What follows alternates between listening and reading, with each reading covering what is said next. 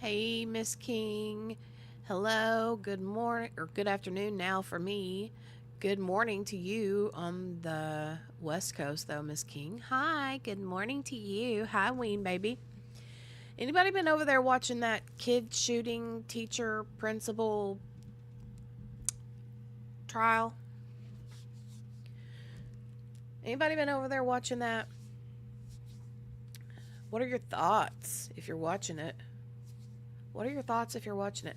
I haven't watched much of it. I did just catch some of the uh, plaintiffs, you know,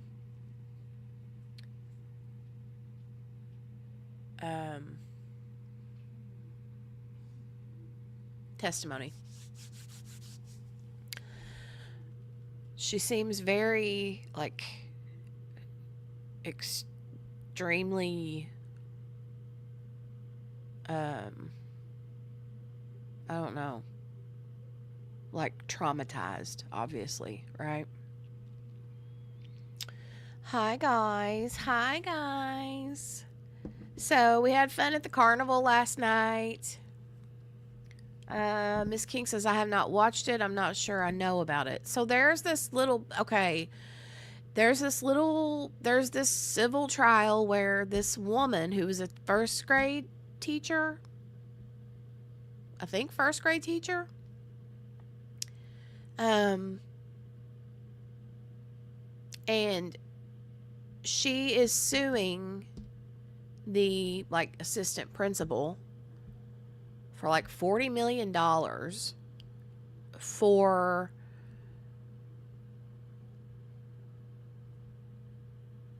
$40 million because she's saying that it was her fault that the shooting occurred because she had been the assistant principal had been told multiple times, I think this kid has a firearm in his backpack, and nobody ever checked, and he ended up pulling it out and shooting the teacher, a 6-year-old. And the teacher survived, but she. Anyway, anyway. Where is that from? I think it is. I think it is Virginia. Hey, Sherry. Hello. Is it Virginia?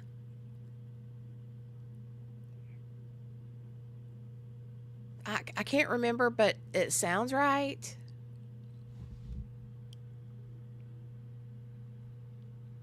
Awful story, awful situation. So last night we had the fall carnival at kiddo's school. She had a blast. She won a bunch of, I mean, the game. She played every one of the games they had. Um, they had all kinds of fun games. She played a bunch. Um, she came home with some, candy and some little, those little generic party treat plasticky toys, like the little kaleidoscopes that are like this long and the little hand slapper flapper thing and a bunch of junk like that. Anyway, um she came home with a bunch of that stuff. So, I do remember hearing about it, but I didn't know there was a civil. Yeah, it's going on right now. I think Morgana and Margaret have been watching it. Um but So her Halloween costume that she decided on was a ghost. No, she didn't win a goldfish. They didn't have any goldfish there. Um, that's what we maybe said. Our Miss King, the slap bracelets. Yeah, those are cute. We don't have. They never had goldfish. No, that's cool though. They do that at the fair. You know, they do that the goldfish at the county fair. But They had a haunted Halloween or a haunted hallway. We didn't go down that because I saw kids coming out there crying. So I'm like, no, you're not going in there. You're not going in there. I don't want to terrify her. So, um, but they had, the cakewalk, and they had a bunch of stuff that you could, like auction, that you could bid on, all kinds of different things. Um, they had a face painting station, so she got her face painted. Looked super cute.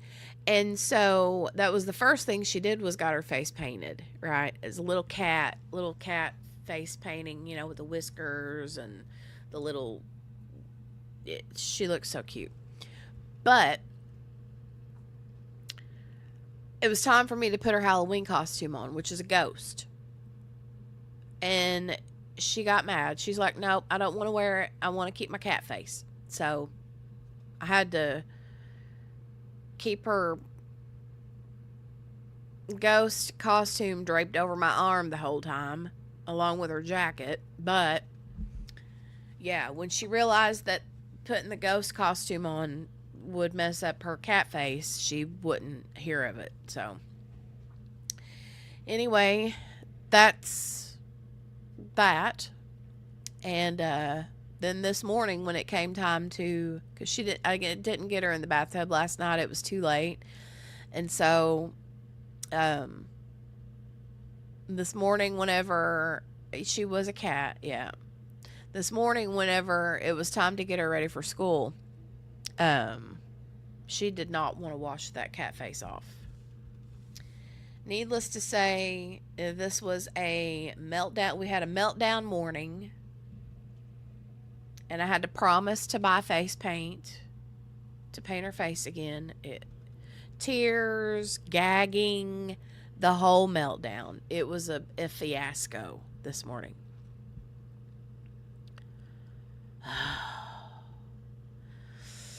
My nephew won a goldfish. My sister-in-law has had her new pet for a couple of years. Oh, wow. Usually those goldfish die real quick. Guess it messed with the pH and it killed him. Oh, no. 10 years old?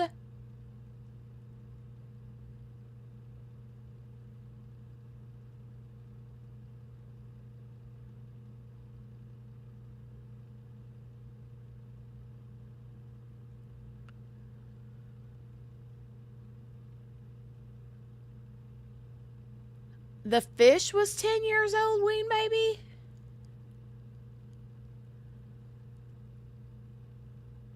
Oh my God. Usually those don't last very long. Oh. Was your son sad? Was he like devastated?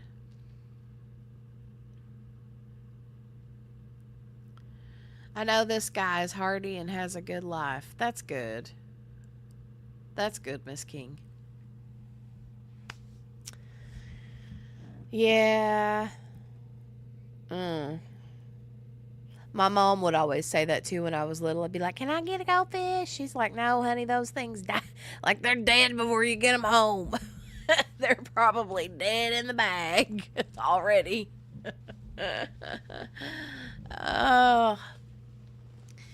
But anyway, we're going to get started back with day number 5, part 2, because I did have to leave early, yesterday. So, and then tomorrow they're going on a field trip to see a Halloween show, like an actual like dinner and a show. Well, they're not going to have dinner there. They usually do, but they're not this time.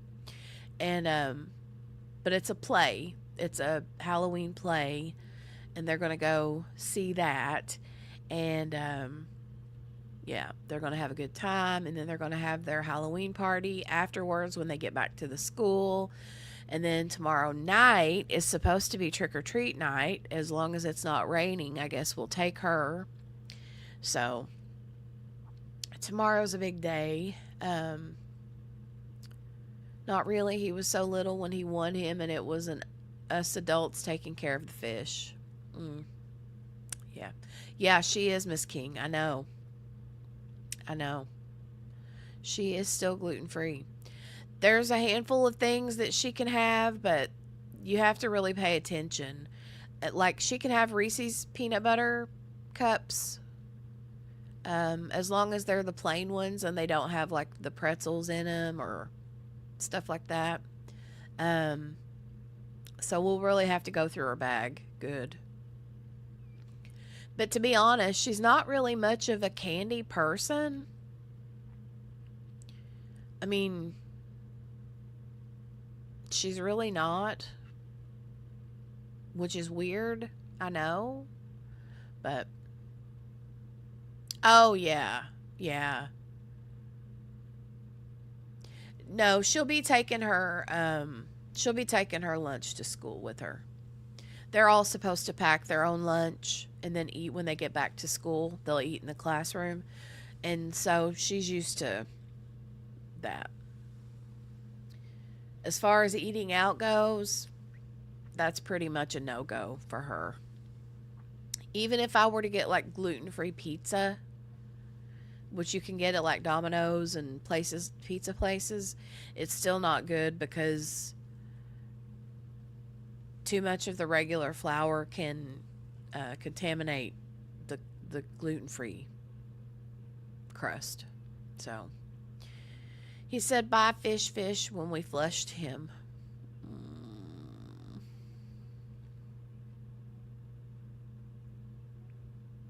That's sad. Daggone it.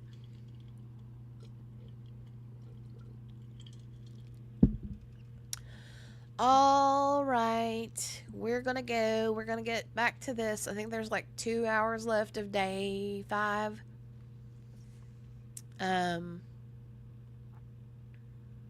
So we'll get started, and then tomorrow I plan to start earlier in the day so we can get through day 6.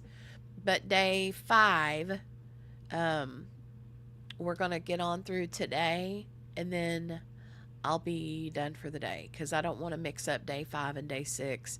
And I've got a lot of packaging and stuff I've got to do this afternoon. So, yeah, I've been busy this morning. I had a big bead show this morning, and I got to get all this stuff packed up and shipped out. So, but we're going to get through day 5, and then tomorrow we'll start day 6 and get through that quick. But I'll start earlier tomorrow so we can get through it quicker. All right, here we go. Immediate right and drove north past this camera.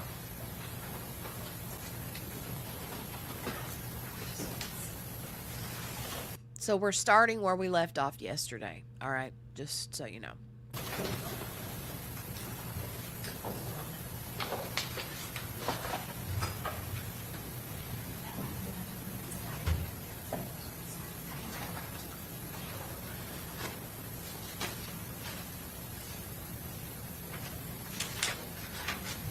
And then where is this camera angle? This camera's on the same side of the building, except it's pointing northeast towards McKinley and Fowler.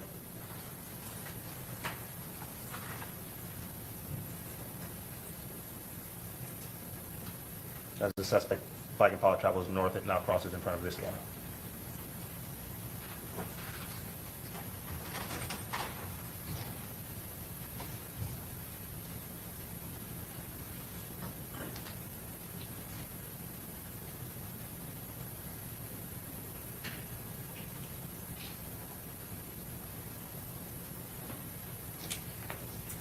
Now we're on B3. Where's this angle at?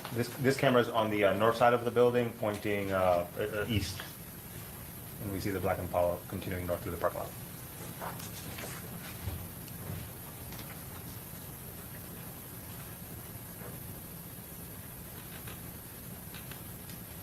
We'll show you B4. What does this camera show? This camera is located on the west side of Homestead Suites, and it's pointing to the west, and we can see the Impala arrive on the opposite side of the building and make a U-turn there. Can you tell us where on the screen the portico is or the awning where the victims are stationed? Yeah, to the left. Had the Impala continued on, it would have crossed the line where the portico was at.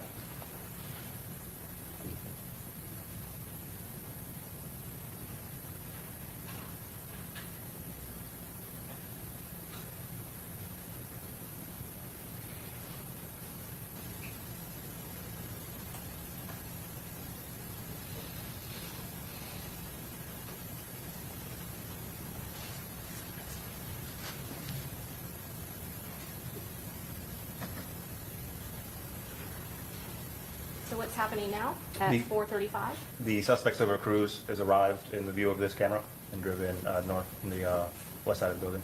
And I say 4:35, the timestamp, but what is the actual time with the conversion? So right now it would be 4:37:45, since this is slow.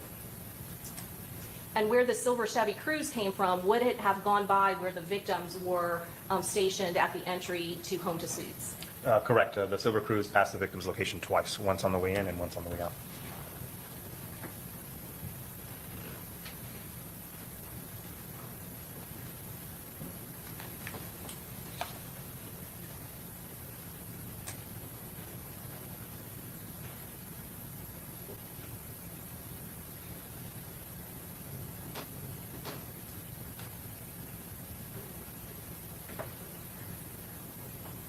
What can you see now? Yes, in the center there, between the top of the van and the center there, we saw three figures come from the Impala area of the Impala and go towards the front of the hotel. And this is the aftermath as they're running out. And note what is the time on the timestamp? Yeah, 4:37:30, so it would have been around 4:38, almost 4:39. What are we seeing now? This is the aftermath of after the shooting, after Xavier Everett drove north through the parking lot. We see the Impala pulling out of the spot and leaving at this moment.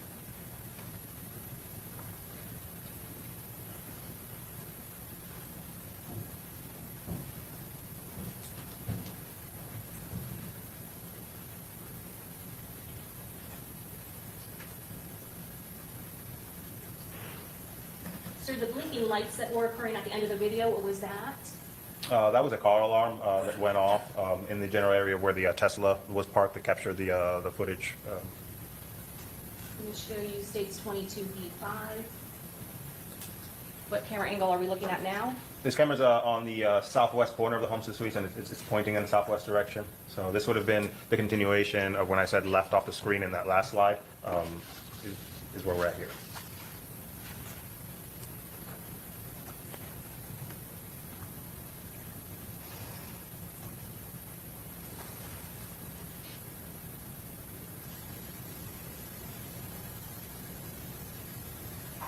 We saw the Cruise come in, and now we're seeing the Cruise come out.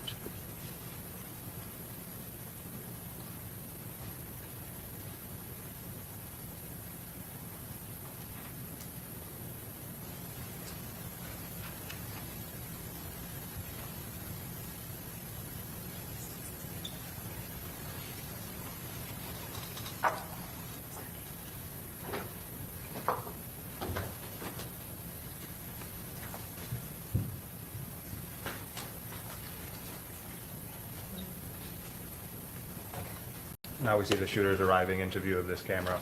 And what is the time?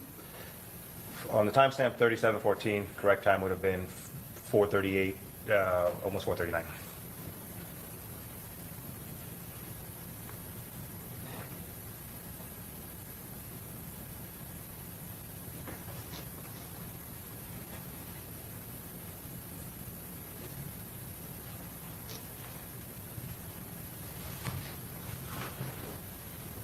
Detective, I'm going to show you what's been marked for identification, states Exhibit 45. Do you recognize this diagram? Yes, I do. Did you create this diagram after you noted and watched all of the videos, including the Tesla video as well as the Home to Suites video? I did.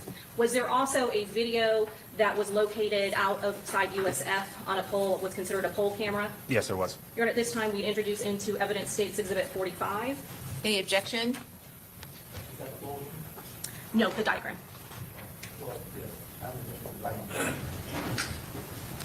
Okay, I tell you what, it's 3:15 or a little after. Let's go ahead and take a 5-minute or so afternoon break. Let me take a look at the exhibit. Okay? All rise.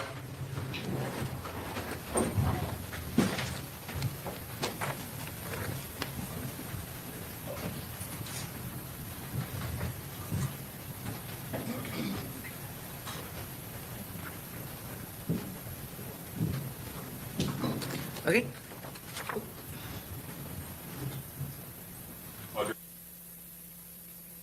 You don't object to the diagram itself, just the narrative on the side, correct? So state why is the narrative on the side? Judge, it is a timeline. The detective is going to testify to that as well. But you're introducing this into evidence, right? Yes.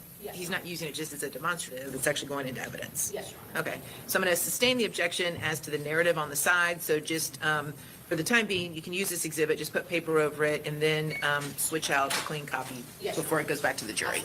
Okay, very good. Be back in 5 minutes. Okay, I'm gonna fast forward it real quick.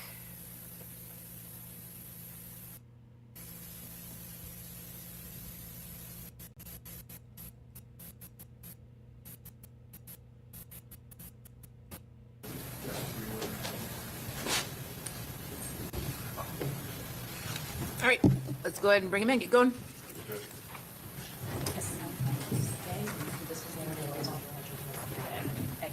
95A, the rest is ordinance. Gotcha.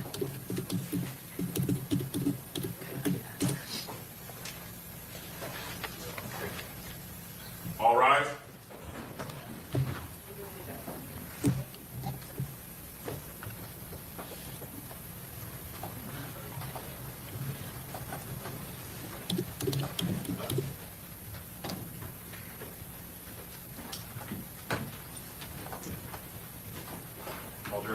All right, thank you. We're ready to proceed. Everyone have a seat, and you may continue, Ms. Doherty. Thank you, Your Honor. At this time, the state would introduce into evidence State's Exhibit 24. Okay, any objection? No objection. Okay, admitted. Detective Ramos, I had previously asked you about a poll cam on USF, the University of South Florida property. Did you obtain video footage in relation to this investigation from that poll cam? I did. Where is that poll cam located? It's located at the intersection of McKinley and Fowler on the south end of the college campus, pointing south towards southbound McKinley and in that area. Does it show the entrance to the home to suites, the entrance on McKinley Drive that vehicles would have to take to enter into that parking lot? Yes, it does. I'm going to show you State's Exhibit 24.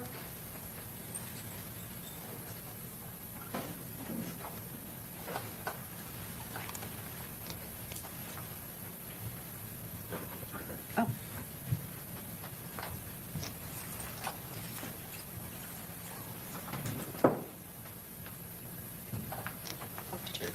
Thank you. Sure.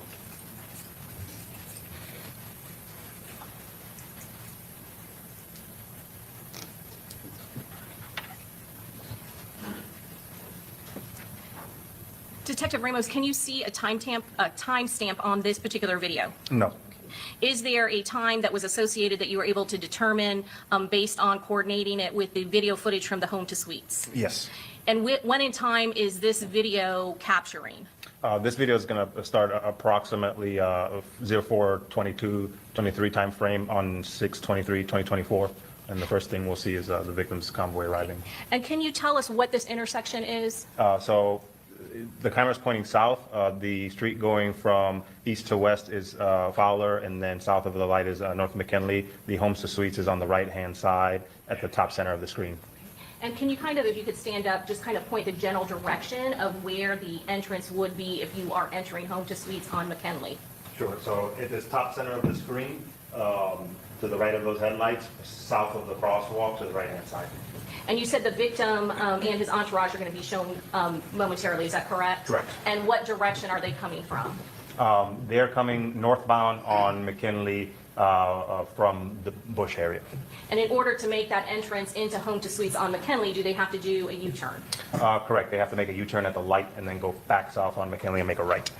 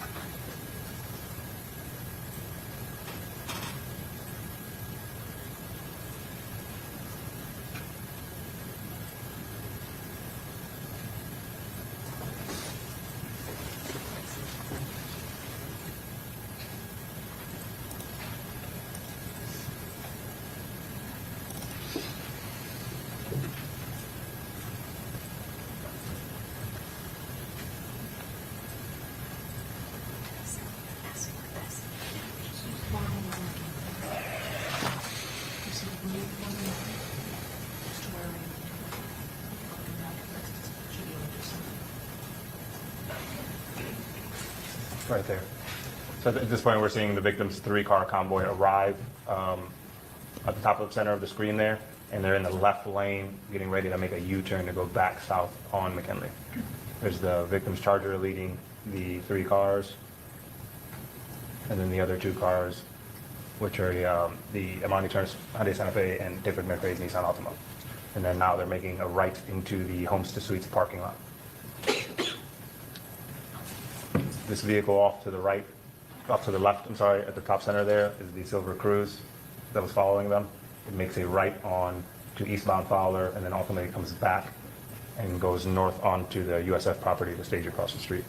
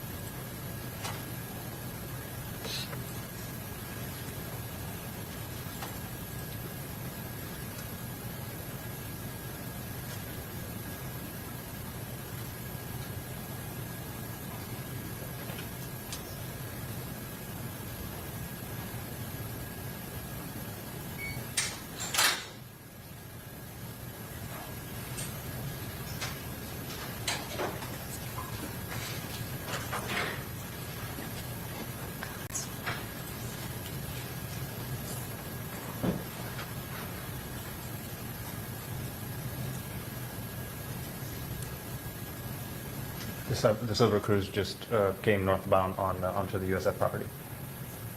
I'm gonna back up just a little bit. Sure.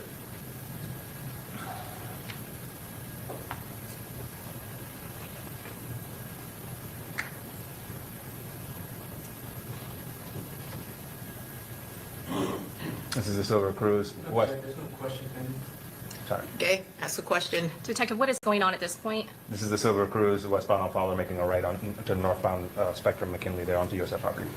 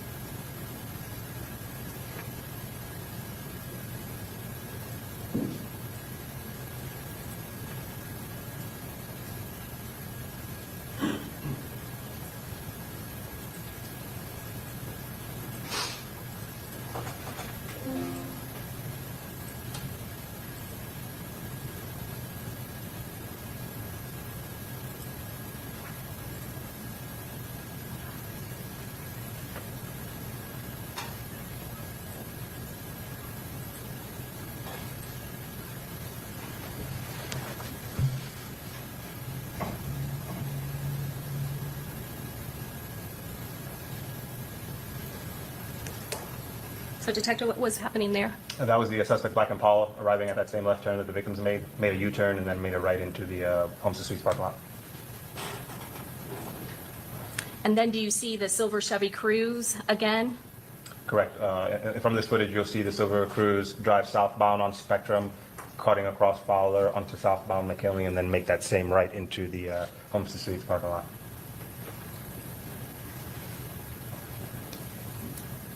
Detective, I'm going to fast forward. You tell me when to stop. Sure.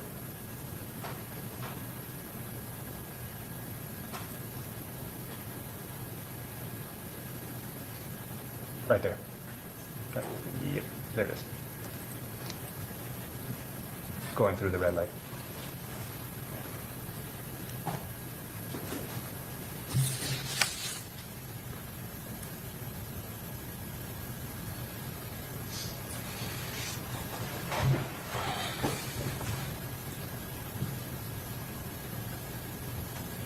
Detective, did you make a diagram to show the different movements of the vehicle as well as create a timeline of the events of where those vehicles went, the victim's entourage as well as the black Chevy Impala and the silver Chevy Cruze? Correct.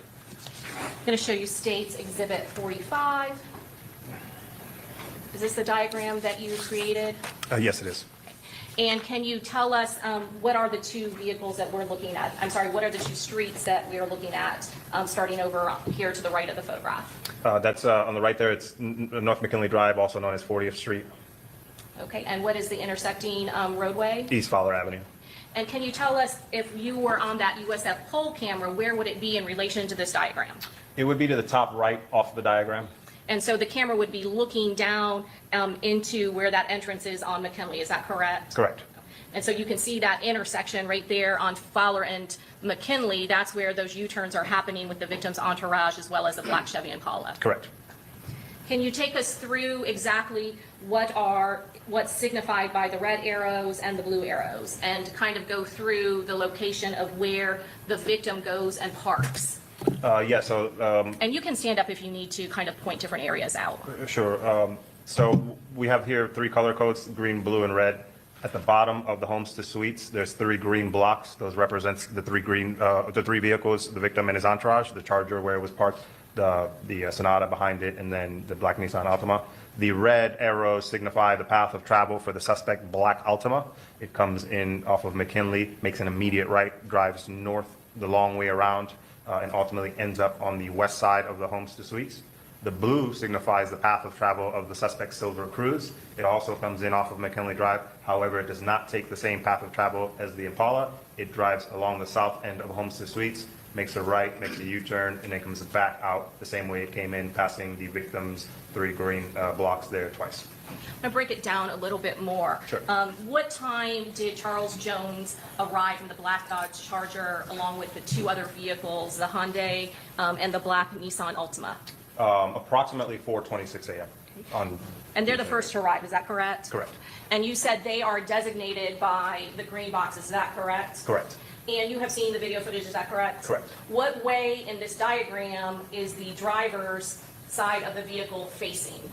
The driver's, so the vehicle is facing to the west, to the left. So the driver door would be south, and then the front passenger door would be north towards the hotel lobby. So the cars would be faced away from McKinley Drive, is that correct? As far as the victim's Dodge Charger, yes. So the people that are sitting in the victim's Dodge Charger as well as the other vehicles, they would be facing not the, where the entrance is on McKinley Drive, but in the opposite direction, is that correct? Correct. And you said now that the red arrows, they represent the black Chevy Impala, is that correct? Correct. And is that the second vehicle to arrive? After the victim's vehicle, yes. And what time approximately does the black Chevy Impala enter into the parking lot of McKinley Drive and go around the building and park on the opposite end? It was approximately 6 minutes after, so approximately 4:32 a.m. Okay. And you said that it never goes in front of the victim's vehicle, is that correct? Correct. And based on the different camera views that surround this property, where does it end up and do that U-turn and ultimately park? It ends up on this diagram to the bottom left there where there's a red block. That's the general area of the parking spots where the black Impala backs into a parking spot. And again, this area where the black Chevy Impala, is it ever in eyesight of any of the people who are seated in the 3 vehicles in the victim's party? No. And then approximately what time does the silver Chevy Cruze enter into this parking lot? Approximately 4:36 to 4:37. And you said it goes a complete different direction than the black Chevy Impala, is that correct? Correct. And you have it going right by where the victim and the other 2 vehicles are parked, is that correct? Correct. And then you said it does what? It makes a U-turn where the top left blue arrow is there and then comes back the same way it came in. Would that car, based on this diagram and based on all of the video footage that was collected, does it go in front of where that black Chevy Impala is parked? Twice, yes. And then as it exits out, is it again going in front of where the victim and the 2 other vehicles are parked? Yes. And when it is driving out with the driver's front window of that silver Chevy Cruze, would that have a direct eyesight to the driver's front windshield of where the victim, Charles Jones, was located? Yes. Overruled, go ahead. Yes. They would be facing one another? Yes, correct. Do any of the shooters, the three shooters that are in that parked Chevy Impala, do any of them get out of the vehicle until that silver Chevy Cruze goes by the victim's vehicle twice? No. And that is seen on all of that video footage? Correct. When do they get out of the black Chevy Impala and start walking towards where the victim and the two other vehicles are located? Approximately 4:38, so it would have been 30 to 45 seconds after the Cruze left. And is the first shots that are fired, is that caught on that main camera that shows where the victims and the two other vehicles in the victim's party are parked? Correct. And where are the first shots fired, in what direction at whom? The very first shots are fired from west to east towards the front windshield of Mr. Charles Jones' Dodge Charger, Where he happens to be seated in what seat? the front passenger seat.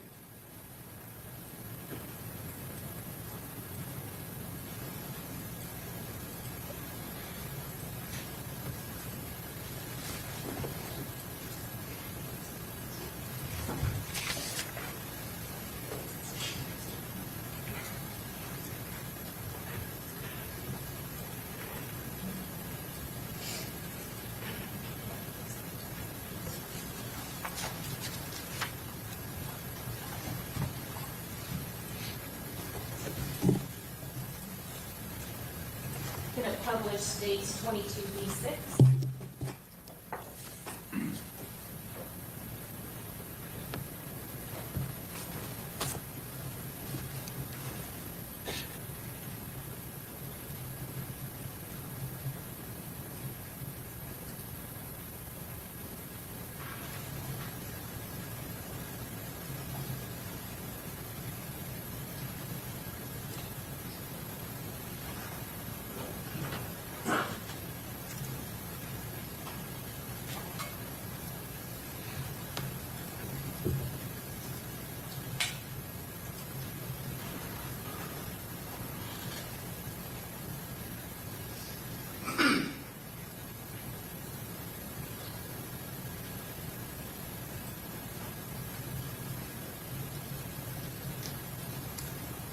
Detective, do you recognize all three of the vehicles that are now being shown in states 22B6? I do.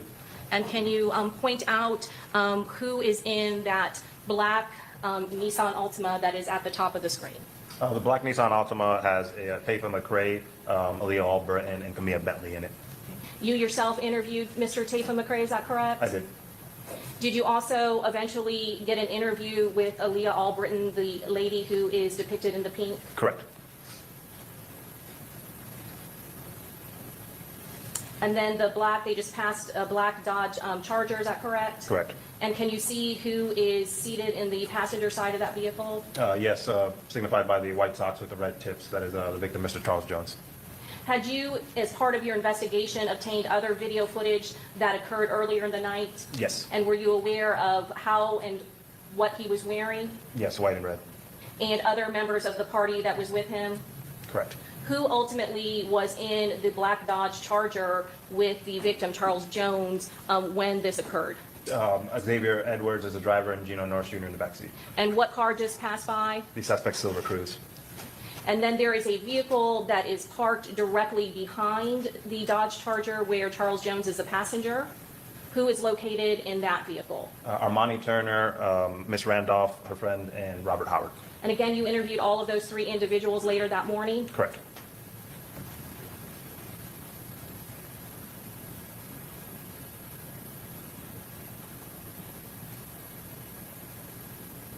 What's going on at this point in the video? The Cruze has now turned around and is headed back out the way it came in.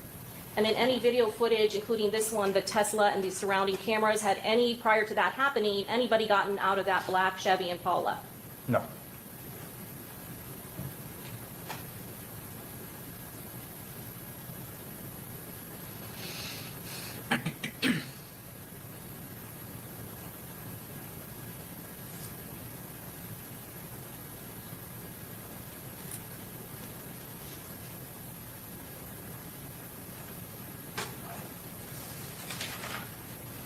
This first shooter, what sort of firearm did he have? He had a pistol that was firing at a fully automatic rate. And what What area was he specifically targeting? The windshield of the black Dodge Charger. All of the other vehicles with the victim, did they immediately leave? Yes. Did you put together a composite video that compiled all of the camera angles of the surrounding hotel and the Tesla and put them chronologically in time together? Yes.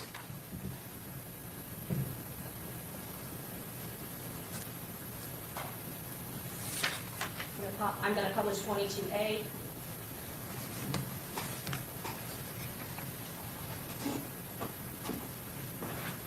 And sir, this is all put together in chronological time, is that correct? Stitching together the various videos. Correct. Easier to follow. And what is being shown right there, what that car just passed? That's the Impala arriving into the Homestead Suites parking lot. And are you showing the path of travel of that black Chevy Impala? Correct. Driving northbound through the parking lot. And again, it has not passed in front of those victims' vehicles, is that correct? Correct. And what is happening here? It arrived on the west side of the Homestead Suites and it's turning around.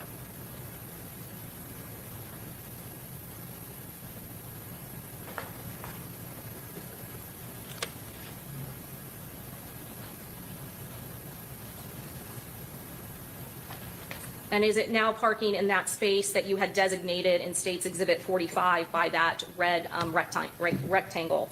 It stages until the cruise arrives, and then once the cruise arrives, it starts to park, yes. And that is the cruise passing again right in front of the victim's vehicle? Correct. And where is the black Chevy Impala at this point? The Impala is passing in front of the Tesla with the cruise right behind it.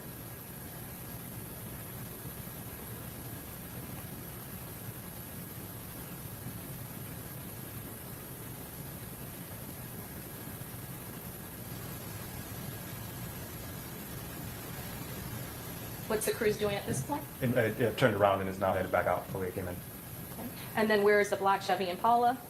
The black Impala, while the Silver Cruise is turning around, is pulling into the parking space. There's the tail lights, and it's backing in. You can see it from in between the top of the van and the white pillar there in the center of the screen. And now is it parked? Right now, it's fully in the spot. And that is the spot that you designated on your diagram, is that correct? With a red block, yes. And what is happening with the silver Chevy Cruise? The cruise is driving out the way it came in, passing the victim's location.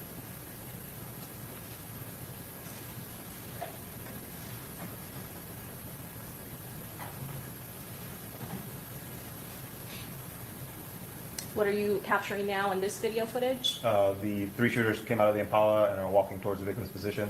This is them passing the Tesla, various angles.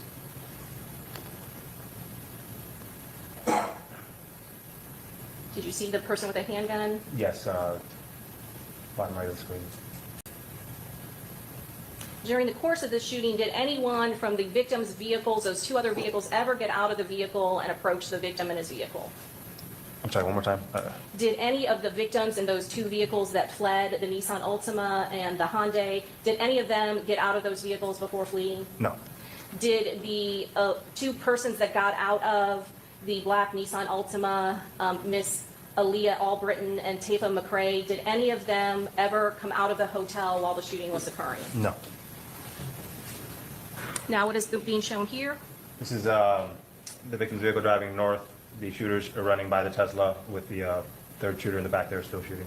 And what vehicle, based on all this video footage, are the shooters pursuing? The black Dodge Charger containing the victim.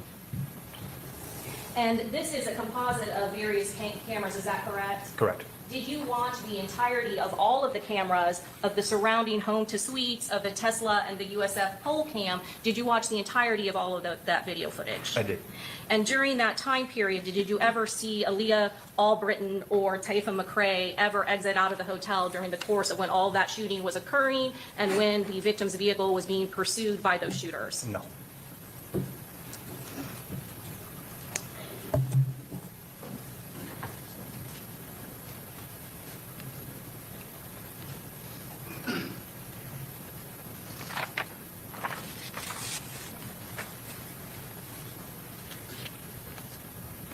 At some point, did you have other detectives in the homicide department locate video footage from where the victims were earlier in the night? Yes. You said that you had conducted interviews of Miss Armani Turner, is that correct? Correct. Robert Howard, Correct.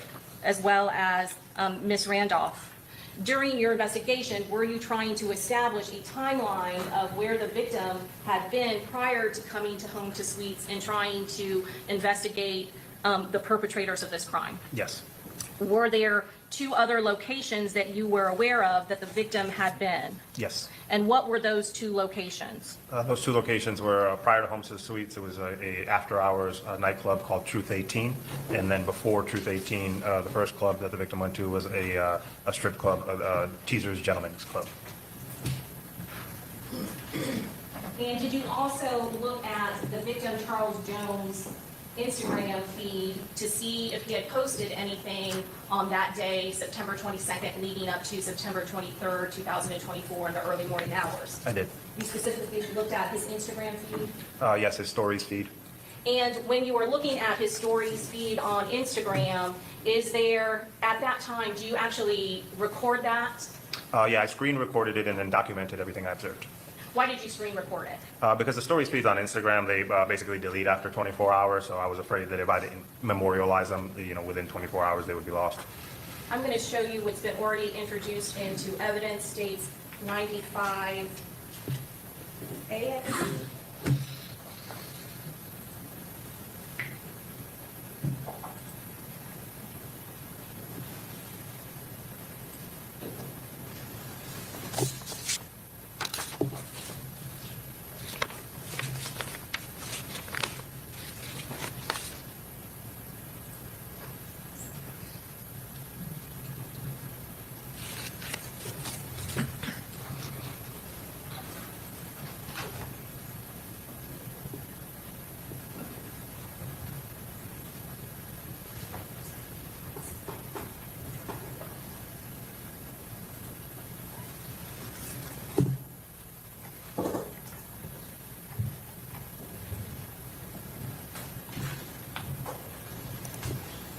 Hey, Miss Cutie. Sup? Sup?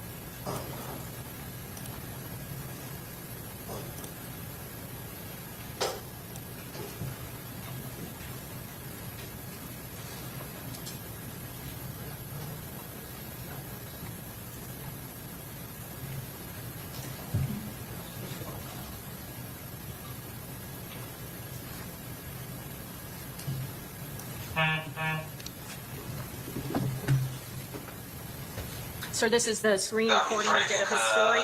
Correct.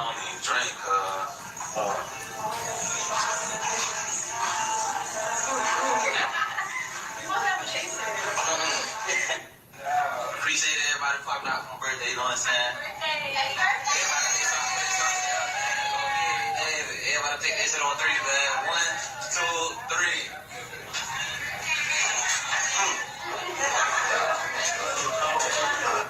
Got my brother with me, popped out for my birthday, you know what I'm saying? Oh, God, yeah.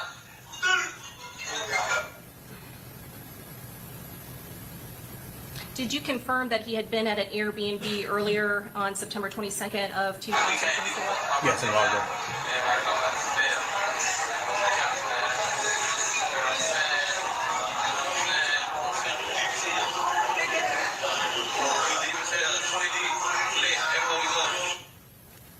And what's that being shown now? A flyer about the after party at Truth 18.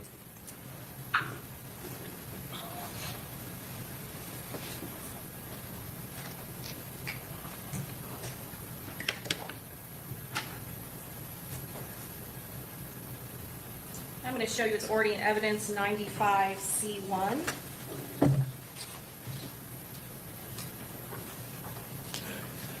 You know what this is?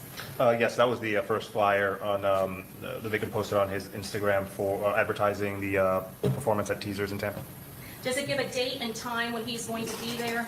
Yes, on the top left, June 22nd, and top right time, 8 p.m. to 3 a.m. Then I'm going to show you State's Exhibit 95-2C. What is this? This is a second flyer that the victim posted off of his Instagram advertising the same event. Also has Teasers listed there. Okay. And is the date again listed on that when he's going to be there? Correct, June 22nd. Does it also list that it's going to be his birthday on that day? Yes.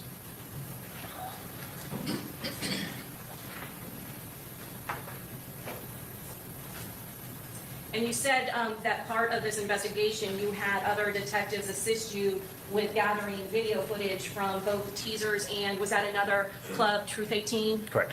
Approximately what time did the victim and his entourage go to Teasers?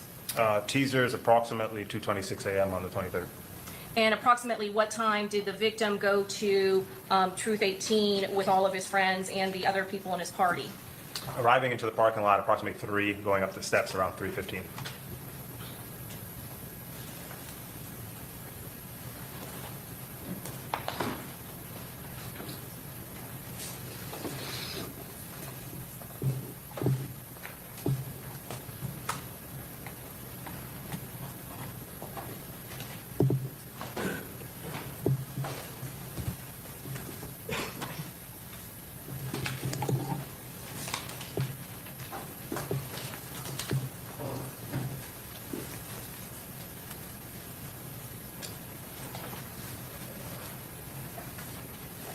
You want to make the approach? Yes?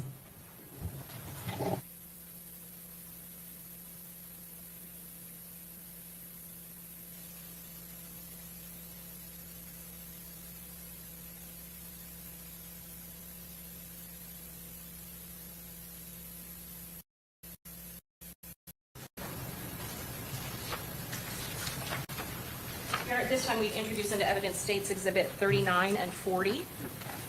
Okay, any renewed previous objections? Yes. Okay, same ruling, they'll be admitted. And Detective, I'm going to show you what's been marked States Exhibit 41A and B. Do you recognize this DVD? Did I ask you to take a look at it and then make your initials on it prior to coming to court today? Yes, ma'am. And do you recognize your initials and the day that you signed it? I do, ma'am. And does this CD States Exhibits number 41A through B, does that contain a fair and accurate depiction of the events that occurred at Teasers nightclub on June 23rd of 2024? Yes, ma'am. Did you check the time, date and timestamp of this video? I did. Did it have an accurate timestamp? No, I did not. How much was the video off from the real time? 7 minutes and 23 seconds. And how did you determine that it was off 7 minutes and how many seconds, sir? 23. 23 seconds. How did you determine that? I personally pulled this video myself, so it would be, I would go on time.gov on one of my devices and compare it to the live view timestamp to see the difference. Your Honor, at this time, we'd also introduce into evidence States Exhibit 41A through B. Any objection?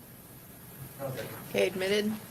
I'm going to first show you States Exhibit 39. What is that a photograph of, or a map of? That is a satellite overhead view of Teasers Gentlemen's Club, And what is the address of Teasers Gentlemen Club? 9700 North Nebraska. That located here in Tampa, Florida? Correct. And what county? Hillsborough County.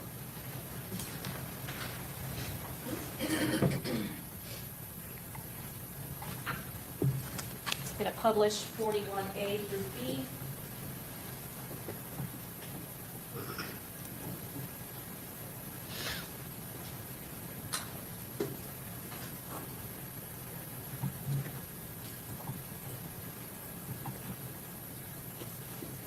We'll start with 41A. Did you do a composite that merged two different cameras? Correct. And where are the cameras located at Teasers nightclub? They have two on the front, one on the west side of the building and one on the north side of the building that basically capture 3/4 of the building. And what is this camera angle that we're looking at first? This is at the south east corner of the building pointing west, and it covers the front door. To the right there, that gray door, that's the front entry into the club. And what is the timestamp? And can you give us what the correct actual time would be? Yeah, timestamp's 2:16:50 right now, and it's 7 minutes and 23 seconds slow, so the correct time frame would be closer to 2:24, 2:25. What are we looking at now? This is the first time the Silver Cruise is seen on camera arriving in the area. I'm sorry, the second time the Silver Cruise is arriving into the area. The correct time would be 2:24, 2:25 as well. At some point, did you speed up the footage to make it go faster? Yes. Other than increasing the speed, is there any other alterations that have been made to this video? No.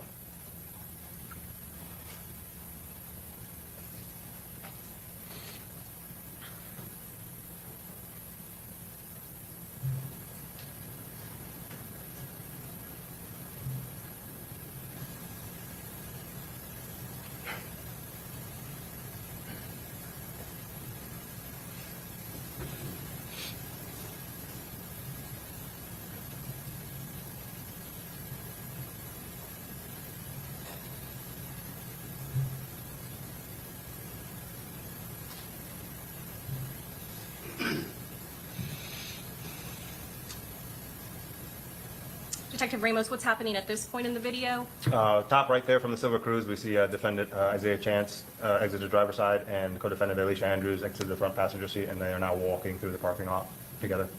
And what is at the direction and in which they are walking? They are walking now southbound through the west side of the parking lot towards Castle Street, towards where the front would be. The front entrance to Teasers? Correct. What's going on at this point? The co-defendant Isaiah Chance is manipulating a cellular device.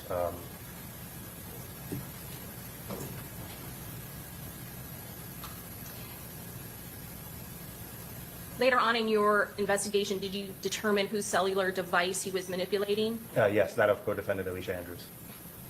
And is that a device that he was just shown holding up to his ear or his face? Yeah, he appears to be holding it up to his mouth area.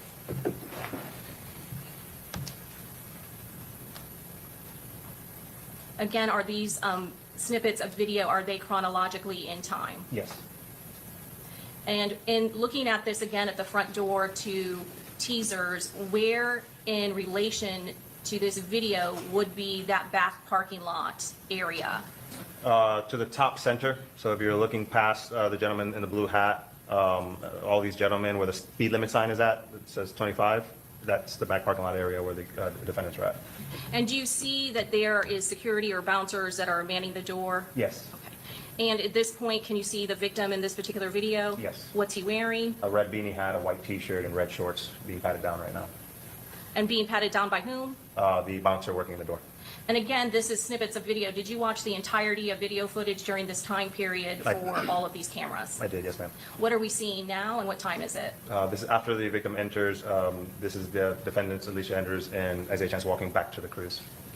Going back to that camera showing the front door, did you ever see Alicia Andrews or Isaiah Chance ever come up to that front door in all of the video footage of the front door? No, they did not. Did you ever see the defendant Alicia Andrews and the defendant Isaiah Chance ever go up to any of those bouncers or doormen at that front door? No, they did not. Did they ever enter Teasers nightclub that night, June 23rd of 2024 during this time period? No, they did not.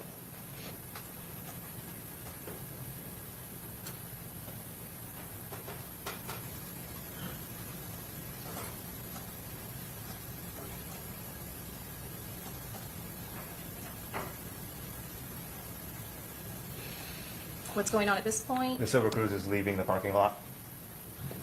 And what are we seeing in this clip at the front door again? This is fast forwarded now approximately 20-30 minutes when the victim is exiting. At this point, had we ever seen the black Chevy Impala that we had seen connected with the 3 shooters at Home to Suites? Not up to this point. And again, this is earlier in the night than when the Home to Suites video was shown. Is that correct? Correct. What are we seeing now? Now we're seeing in the top right corner, we're seeing the black Impala for the first time in the teaser's cameras. It's arriving in the parking lot around the same time that the victim is exiting out of the front door. And at this point, had the silver Chevy Cruze already came and parked, went up to the area around the door, and then gone back into the vehicle and left? Correct. What's being seen in this angle? This is another angle of that black Impala there in the top right, circling the parking lot and making its way back out onto Castle to the front of the club.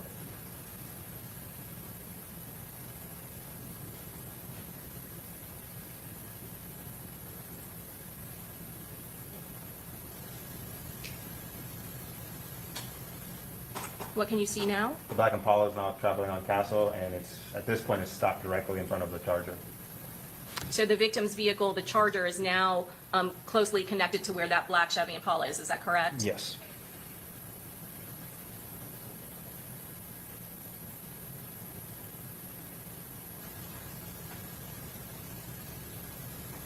Did anybody from the black Chevy Impala ever get out at that point? No.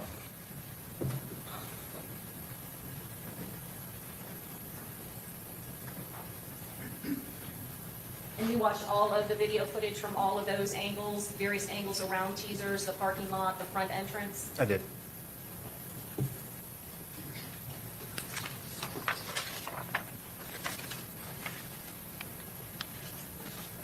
I'm going to show you State's Exhibit number 40.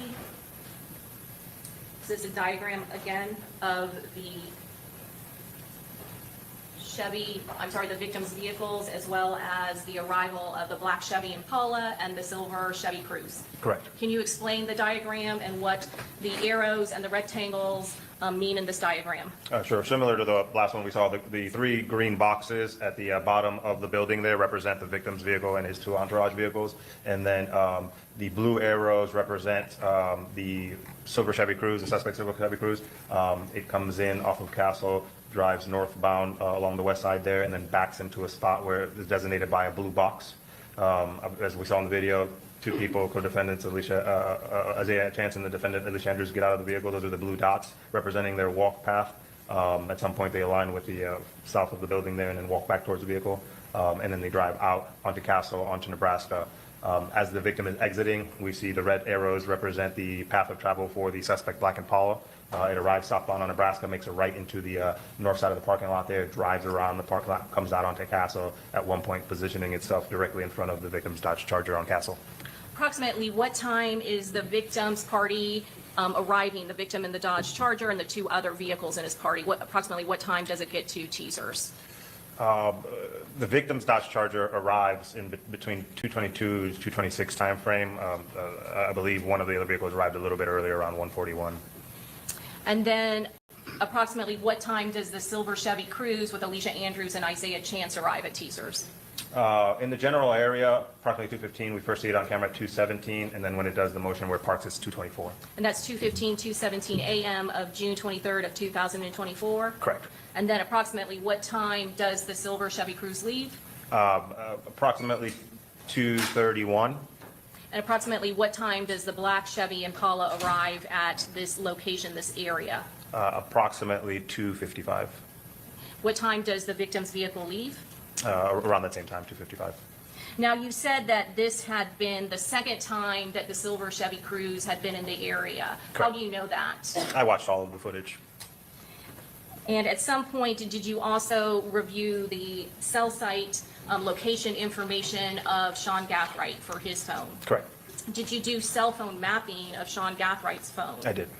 And based on the cell site mapping of Sean Gathright's phone, had he, whether or not in a black Impala or silver Chevy Cruze, had he been to this location, Teasers off of Nebraska Avenue, earlier in the evening on June 22nd of 2024? Yes. When did his cell phone show to be in the vicinity of this Teasers nightclub on June 22nd of 2024? Approximately 10:30 p.m. And how long was it in this area, this vicinity? Approximately 30 minutes.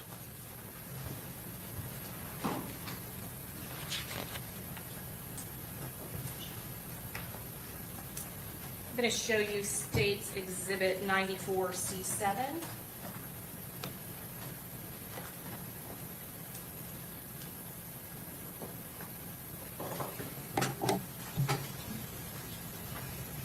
This is a celebrate extraction from Sean Gathright's phone. Do you see that? Yes. And can you tell us what time is being shown at the timestamp over here? In number one is 6:22:24 at 2:55 p.m. And number two is 6:22:24 at 10:03 p.m. Oh, actually, I meant to go Yeah. to two. I apologize. No problem. Is this what you were referring? Yes, this is so the time frame between 10 and 10:30 that his device was in the vicinity of Teasers Club was 6:22:24. Yes.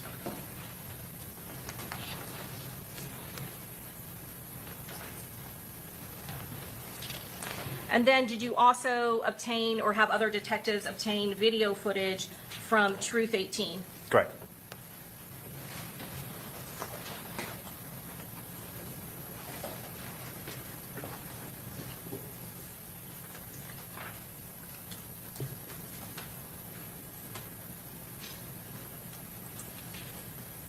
I'm going to show you it's been marked for identification States Exhibit 42.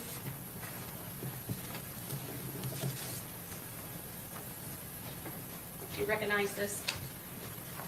Yes. And is that a map that is containing Truth 18 and the location? Correct. I'm going to show you this diagram, States Exhibit 43. Is this a diagram that, again, where you diagram out the parties, including the arrival of the victim and the silver Chevy Cruze, as well as the black Chevy Impala? Correct.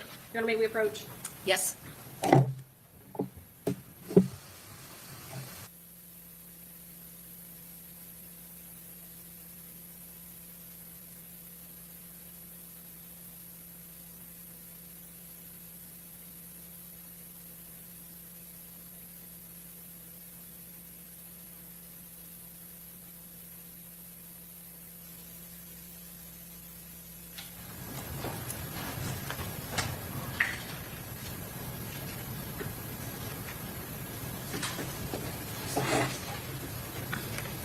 going to show you State's Exhibit 44. You previously looked at this video of Truth 18.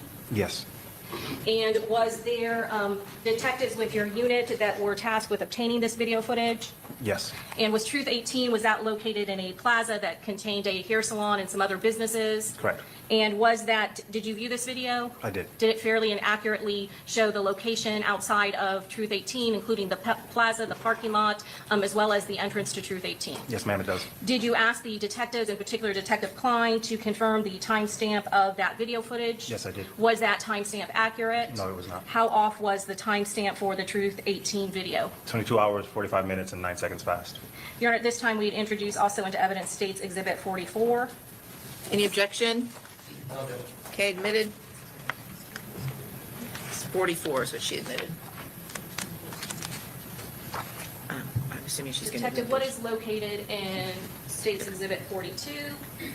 This is a satellite overhead image of the Truth 18 Plaza on the south side of the road there, bottom left. What is the physical address of Truth 18? 4819 East Bush Boulevard. Is that located here in Tampa, Florida? It is. What county is it located in? Hillsborough. And can you tell us where is the entrance of, or where is Truth 18 located in this photo? You want to point it out for us? Yeah, it's this two-story building there at the bottom left of the screen, signified by the red dot, and Truth 18 is on the second floor of that building. Okay. And do the cameras that are located in this strip plaza, does it show the parking lot to Truth 18 as well as the stairwell that leads up to where Truth 18, the entrance is on the second floor? Correct.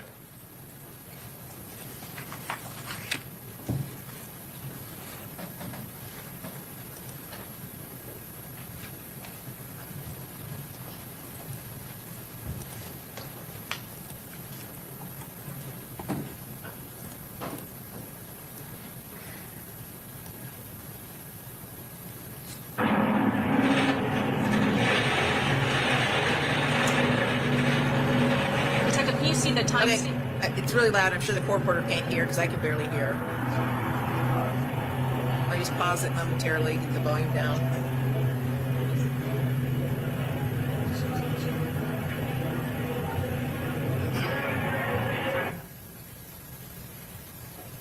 Detective, can you tell us what's happening at this point? Yes, the victim's entourage had arrived to the parking lot and they parked, and at this point, some of the entourage is loitering in the parking lot on the bottom of the screen there. Leo Albritton, Camille Bentley, and gentleman off to the right. And can you tell where those vehicles are related to the victim's party? Yes, there is one on the north side of the screen on Ronnie Turner's Hyundai, and then the black Nissan Altima, and then the victim's Charger's off screen to the right. Slightly off screen, is that correct? Correct. Okay. And then what are we seeing here? We are seeing the victim and his entourage walking up the stairs up to the front of Truth 18 that's off to the right there. And approximately what time is it, converting the time to real time? This was approximately 3:27 a.m. And this is occurring after the victims had already been to Teaser's nightclub, is that correct? Correct. And what's going on now? The victim is starting a live stream on his Instagram. And is that the Instagram video that we saw earlier? Yes.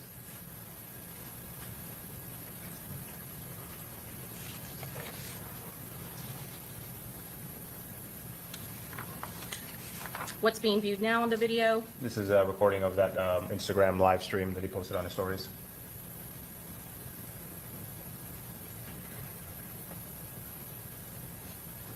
What are we seeing in this video? Silver Cruise, top left, arriving. And what can we see here? The Silver Cruise, the bottom wheelbase of it just made a right onto the street to the east of the Truth 18 Plaza. And again, in this video, did you increase the speed? Yes. And other than increasing the speed, is there any alterations that are being made? No. And can you still barely see the silver Chevy Cruise in the Yeah. top of the video? Yes, right in the top. It's trying to park and just now went off view.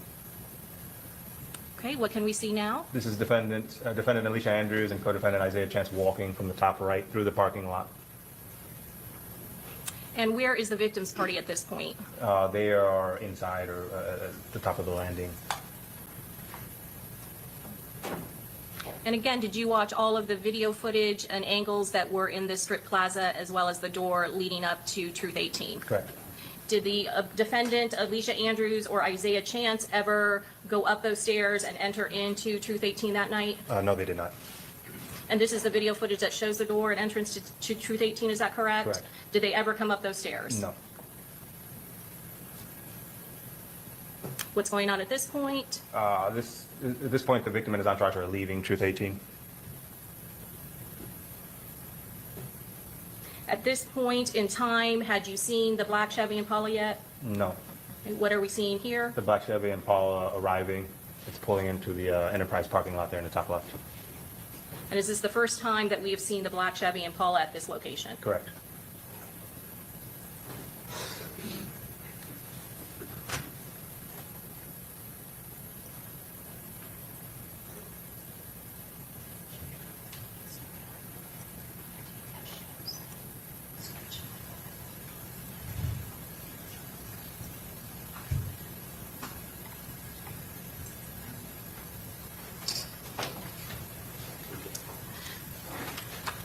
Detective, can you still see where the black Chevy Impala is at this point? Yeah, just backed out of a spot, and it's now driving out onto a bush. Shooting across in northbound on that street. And where is Truth 18 in relation to this camera angle? Top right off the screen. And what can we see now? The black Impala has returned and is now at the stop sign facing southbound. And is that in the upper right-hand corner of the screen? Correct.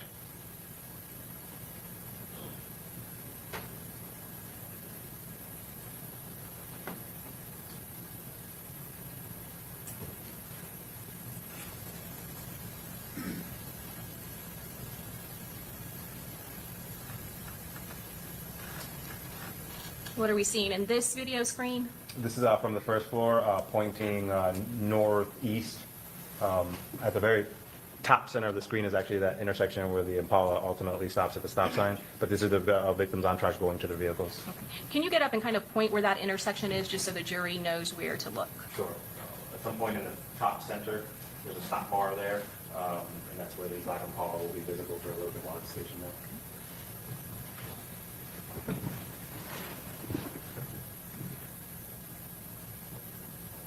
There's the Impala, top center.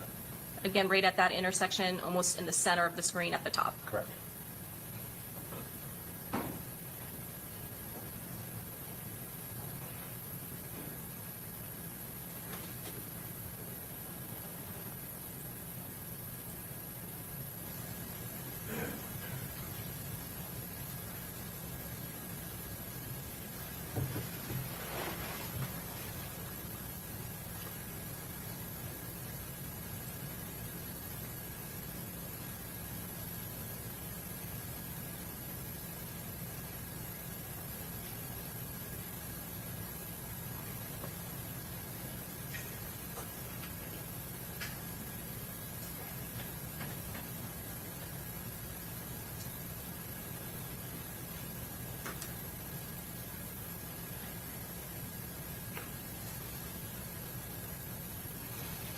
Okay, what are we seeing here?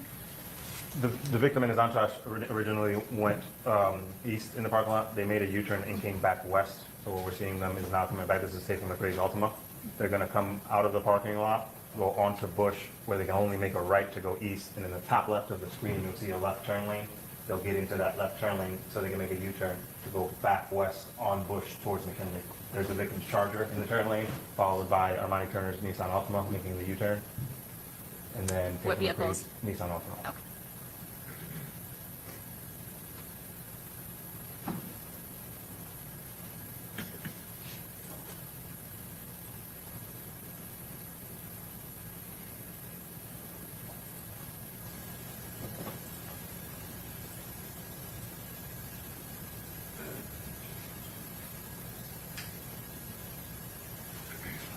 Okay. Do you know at this point where, what is this, are we now going to where the USF pole cam is?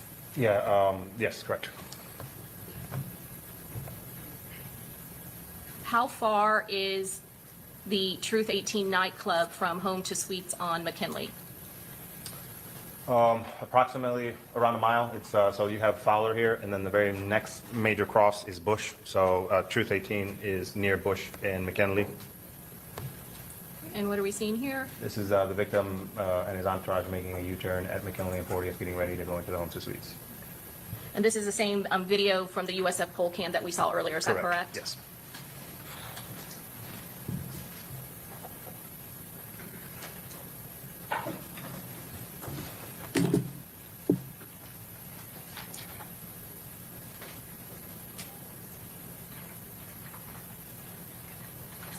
I'm going to show you State Authority into Evidence 75C6 from the iCloud, Apple iCloud of the defendant Alicia Andrews. Do you recognize this? Yes, I do. And this was a screenshot that was recovered from her iCloud. What is this what is this a screenshot of? So this is a screenshot of the camera pointing at the front of Truth 18, the two-story building with the lit up top portion there being the club. In viewing the video footage from Truth 18 and the parking lot, did you see this gentleman in that coverage? Yeah, I was able to align the video footage and saw where that gentleman was walking through the parking lot to approximate, get the time of when this photo was captured. Okay, and what was the approximate time of that? It was in the time frame that Alicia Andrews and Isaiah Chance were there for a little bit after 4 a.m. And this would have been taken from her device, is that correct? Correct. And it is pointing in the direction, is this up here, what is this area? So that's the top of the stairs where the victim came up. That's that area there. And can you see that there are actually people up in that area at that time? Yes. And when you compared it to the video footage of the parking lot where you saw this gentleman, where was the victim's party at this time? Most of them were inside. And how close in time was it to when the victim and his party went up those stairs and entered into Truth 18? Approximately 10, 15 minutes. So whoever was holding her device actually took a photo of the door, is that correct? Correct. Sustained. So rephrase your question. Yes, Your Honor. The person holding Alicia Andrews' phone did what at that time to get the photo? Took a photo, captured it. Yeah. And what area in particular? The front of Truth 18. And that would have been after the victim had entered in through Truth 18? Correct. At some point during your investigation, did you make contact with Alicia Andrews? Yes. When did you make contact with her? In July. I can't recall exactly, either the 7th or the 9th. And how long were you with her? Approximately an hour and a half to 2 hours. Is Alicia Andrews, is she present in the courtroom today? Yes. Can you please point to her and describe what she's wearing? Yes, she's the young lady at this table here to my right wearing the brown sweater in the center there. Your Honor, may the record reflect he's identified the defendant. The record shall so reflect. Did you also make contact with Isaiah Chance? I did.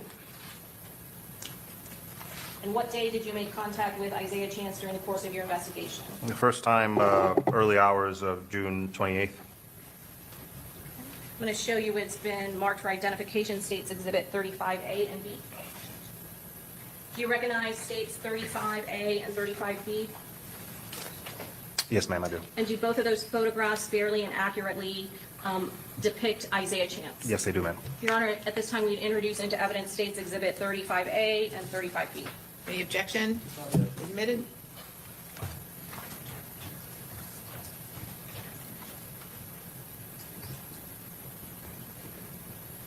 Detective, who is depicted in 35A? This is co-defendant Isaiah Chance. I'm going to show you 35B, who's depicted in 35B. Again, co-defendant Isaiah Chance. And where does 35B come from? This is from a Ring camera located at the Airbnb that the defendant stayed at during their time in Tampa. You said that they stayed at a Tampa Airbnb, is that correct? Correct. What is the address of that Airbnb? Can I reflect it's Gazebo Pond Lane. I don't know the exact numerical though. Yes, if it'll help refresh your recollection. Please. 3703 Gazebo Pond Drive, Unit 1202. That located here in Tampa, Florida? Yes. What county? Hillsborough. How far is this Airbnb from Teaser's nightclub? Approximately a couple miles. How far is this Tampa Airbnb at 3703 Gazebo Lane, Tampa, Florida from Truth 18? Approximately 1 mile.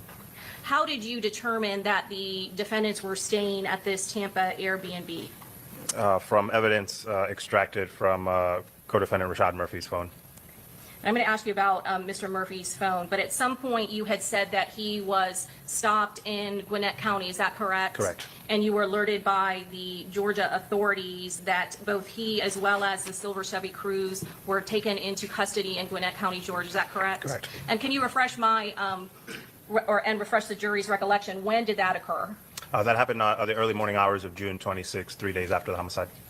And you had the assistance of the Gwinnett County Police Department, is that correct? Correct. At some point, was there a phone that was confiscated by a Detective Carter with the Gwinnett County Police Department? Correct. And at some point, was there an extraction and a search warrant that was done on that phone? Yes, ma'am. And was it a phone that was actually in the possession of Rashad Murphy? Correct. And what is your understanding as to the ownership of that particular phone that was taken into custody by Detective Carter? It's a phone that him and his girlfriend, Charmaine Steiger, mutually share. And you said that there was an extraction that was done, is that correct? Correct. And part of that extraction, was that information that was collected by Detective Carter, was that relayed to you? Yes, it was. And in it, was there a message between that phone and a person named Anthony who owned an Airbnb in Tampa? Correct.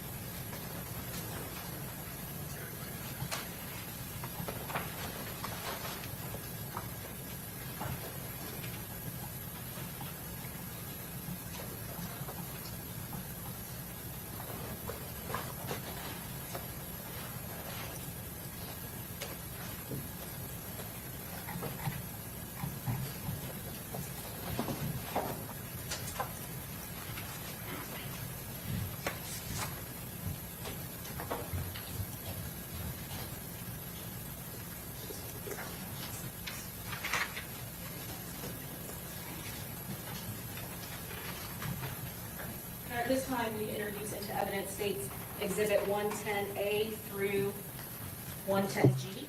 Any objection? Admitted. Detective, did you receive all of the copies of the photographs and emails that Detective Carter sent you involved in this investigation? I did. And I'm going to first show you what's already into evidence, 65A through G.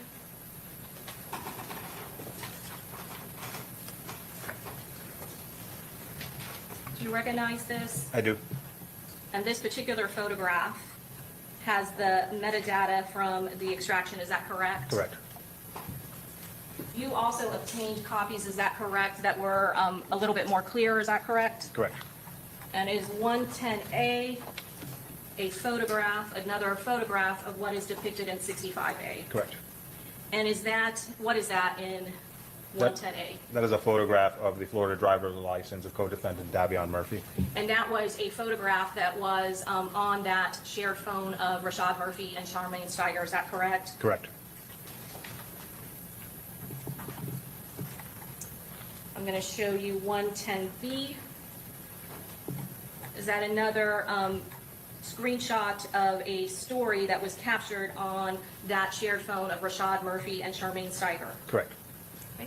And what exactly is being shown? A crime scene with a song tagged to it. And Young and Ace, did that come to have meaning in the course of your investigation? It did. And how was that relevant to your investigation? Young and Ace is one of the prominent rappers of the rival gangs that rival the victim's gang. I'm going to show you 110C. Is this a photograph that was captured on that phone that was in Rashad Murphy's possession? Correct. And how is this relevant to your investigation? It shows a photograph of two rifles on the floor there. And were there two AR rifles that were used in this particular case? Correct. And I'm going to show you 110D. Is this another enlarged copy of the photo exhibits that Detective Carter sent you from the extraction of Rashad Murphy's phone? Yes, ma'am, it was. And how is this relevant to your particular investigation? The person depicted in this photo is wearing similar clothing to that scene of one of the shooters at our scene. And did you request of Detective Drabeck to actually do and recover a video from Walmart where Rashad Murphy was buying certain items? Correct. And did you get a copy of that Walmart video? Yes. And when was Rashad Murphy in that Walmart video up in Jacksonville? On the evening of Friday the 21st. So he's wearing this clothing that Friday before the homicide, is that correct? Correct. And did you see the video footage of how he was dressed at that Walmart? Yes. And was that similar clothing as to how one of the gunmen was dressed in the Home to Suites video? Yes. And 110E, what is that a photo of? A screenshot of a contact in the phone, Gutter Man, with the number 904-309-44707. And then was another exhibit that you got from Detective Carter, State's Exhibit 110G. Is that again, a reproduction, an exact copy of the email that you saw that she provided you from the extraction of Rashad Murphy's home? Correct. Can you tell me when this is dated? Yes, so this is approximately 3:55 a.m. on the 22nd, so the early morning hours of Saturday, June 22nd, 2024. Okay, and our homicide occurred when again? Approximately 4:39 a.m. on June 23rd, 2024. Okay. And does this have the name of this is sent through an Airbnb app, is that correct? Correct. And does this owner, is this shown at the top who the owner is? Correct. Did you yourself determine who the owner of the Airbnb that is in Tampa, who that is? Yes. And who is that person? Anthony Alava. At some point during your investigation, did you interview Anthony Alava? I did. Where does Mr. Alava reside? Out of state. How did you conduct an interview of Mr. Alava? Over the phone. And was he cooperative in this investigation? He was. Did he provide you information about that Airbnb? Yes. And is that this, when he's referring to this Lagoon Oasis check-in, is that the Airbnb that you just testified to that is at 3703 Gazebo Lane here in Tampa, Florida? Yes, ma'am. And part of this email exchange, Mr. Alava is requiring what as a part of the requirement in order for Rashad Murphy to get that Airbnb here in Tampa? A picture of his driver's license. And was a picture of his driver's license also obtained as part of that exchange that came from the extraction of the phone that was in Rashad Murphy's possession? Yes, ma'am. And is that a driver's license, a Florida driver's license of Rashad Murphy? Correct.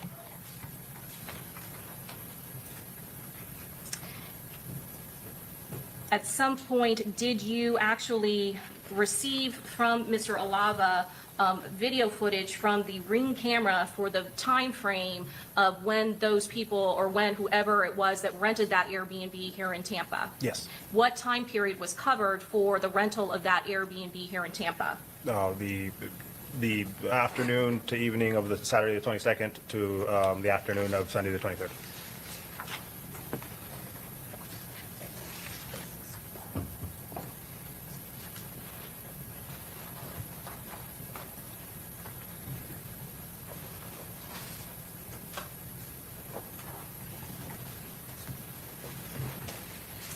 Not only did you get video footage from Mr. Alava of the Ring camera, did you yourself go to that Airbnb and take video footage of the Airbnb and the surrounding backyard and the parking lot of the Airbnb? Yes, ma'am, I did. Where is the Ring camera located at that Airbnb on 3703 Gazebo Lane in Tampa, Florida? It's at the front door if you're looking at the door off to the left. Is there any other Ring camera on that property? No. I'm going to show you what's been marked for identification, States Exhibit number.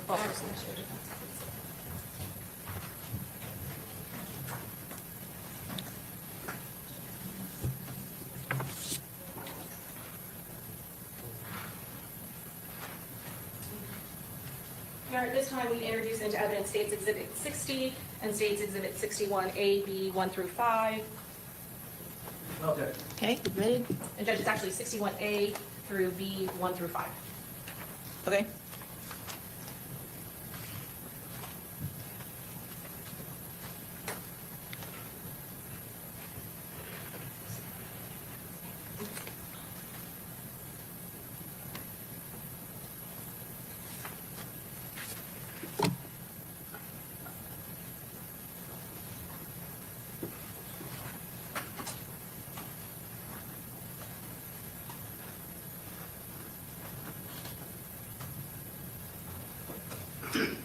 Detective, can you show us what is being shown in this video of 60?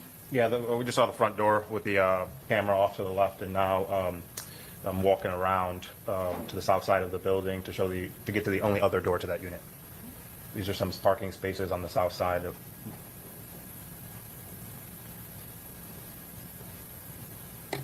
And is this behind where that Airbnb is? Correct. It's the second unit in, so this is the back gate door to that unit. And do you have to walk down this grassy dirt path to get there? Correct.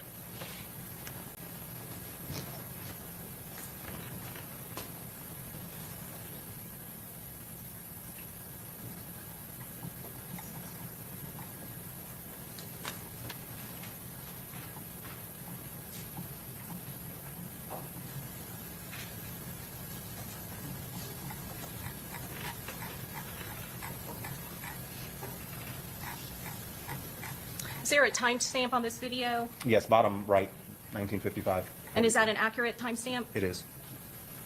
And what's being shown here? A defendant, Alicia Andrews, came up to the door, appeared to knock on it, and then turn around and walk away. And what's the approximate time? 1956 now. This is defendant, Alicia Andrews, walking into the Airbnb.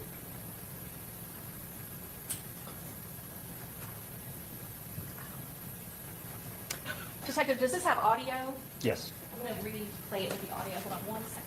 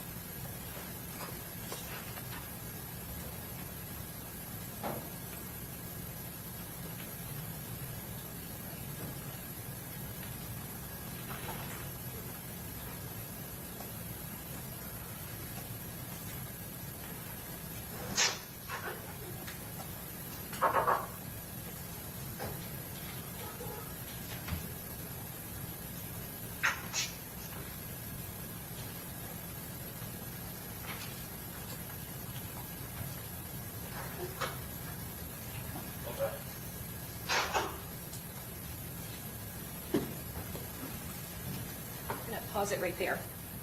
So did you obtain all of the Ring video activations for this front door from Anthony Alava? I did. Okay. And is this on June 22nd of 2024, going into the early mornings of June 23rd of 2024, is there any other video footage of anyone captured on this front door Ring camera? No. Okay. Based on your investigation, did you determine more than just Alicia Andrews, who's Rephrase. based on your investigation, did you determine how many people were at that Airbnb during the course of June 22nd of 2024 and June 23rd of 2024? Yes. How many people were there? 5 people. Who were those 5 people? The defendants in this case, Alicia Andrews and her co-defendants, Isaiah Chance, Sean Gaithright, Davion Murphy, and Rashad Murphy. You see that at the time when Miss Andrews is first shown, what was the approximate time on this video where she's seen knocking and then shortly thereafter entering into the Airbnb? Knocking approximately 7:55 p.m. on the 22nd and entering 7:56 p.m. on the 22nd. Did you also obtain a search warrant for the defendant's phone records, her cell site information, and time in advance for her cell phone? I did. And in one of these videos, can you actually see her holding a pink phone? Yes. And based on your looking at the time in advance records of Miss Andrews' phone, did you determine when she arrived in the area of this Airbnb, and does it correspond with her entering into this particular Airbnb? Yeah, her phone arrived into the vicinity of the Airbnb at approximately 7:52 p.m., 3 minutes before the activation on the ring. Okay. Did you also obtain cell phone records for the co-defendant in this case and boyfriend to the defendant, Isaiah Chance? Yes. And what about Sean Gathright? Yes. And were you able to get cell site information, location data for both Isaiah Chance and Sean Gathright's phone? Yes. And what time did both of their phones approximately arrive at this location? Both of their phones arrived around the same time, 7:52 p.m. And is there no other activation of this front door other than the defendant, Alicia Andrews, entering into this Airbnb? On the 22nd, no. Okay.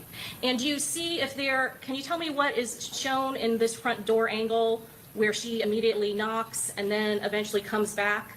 Yes, so this camera is pointing east from the building to the parking spaces in front of the unit. Okay. Are there any parking spaces that are open and empty for somebody to park in? 3 that I can see. Do you ever see a black Chevy Impala pull up to this townhome? No. Do you ever see a silver Chevy Cruze pull up to this townhome? No. Did you have a phone record for the co-defendant Davian Murphy? Yes. And were you able to get cell site location and data information from Davian Murphy's phone? Yes. Does it show his phone arriving at this Airbnb on Gazebo Pond Lane in Tampa, Florida on June 22nd of 2024? It does. What time does he arrive? Approximately 7:57, 5 minutes after the first 3 defendants arrive. And do you ever see Davian Murphy enter into this front door? No. What about Rashad Murphy? No. On June 22nd of 2024? No. What about Sean Gathright? No. And that video that we just saw where we show a back door that you have, how far do you have to walk around to get to that back door and through that gate? It's approximately a 50 feet walk from the front door. And is there video footage that is collected from this Ring camera from June 23rd, 2024, after the homicide had occurred? Yes.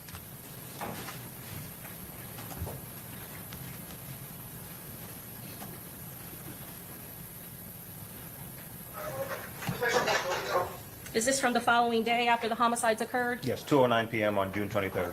And who's being depicted now on this Ring camera? Isaiah Chance briefly stepped out.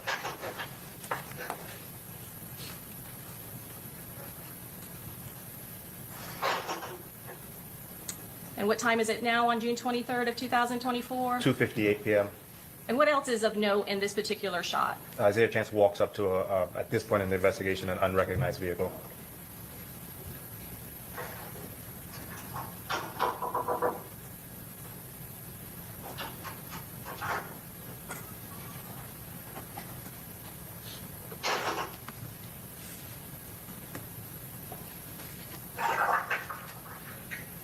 What do we see now? Defendant Alicia Andrews walking out. What's she carrying? Bags? Day before, did you see anyone load bags into this Airbnb? No.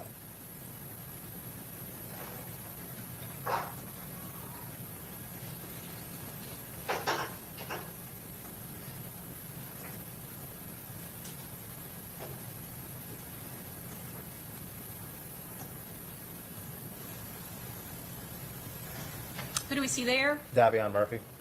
Ever see him enter the Airbnb on June 22nd of 2024? No. Is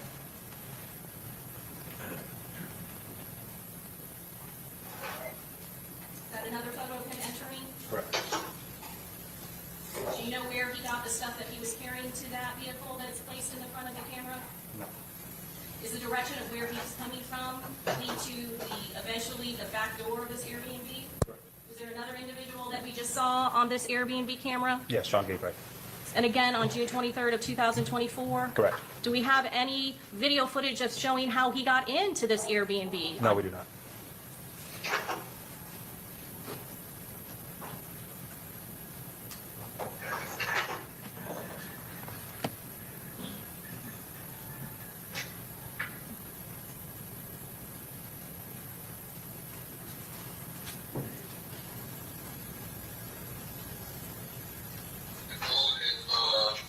What are we seeing here? This is co-defendant Sean Gabriel coming back to the door and apparently talking to someone, giving him the code to the door.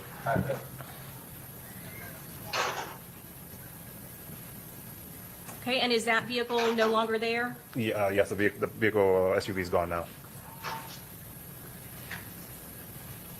Do you see any black Chevy Impala in this video? No. And again, what direction is he walking in? Towards the rear door. Who's the only defendant that is not shown in this Airbnb video? Defendant Rashad Murphy. What's his nickname again? Ghost 187. Now, I want to ask you about that vehicle that is pulled up where you can see that they are loading bags into that vehicle. During the course of your investigation, did you determine what that vehicle was? Yes, it was an Uber. Okay.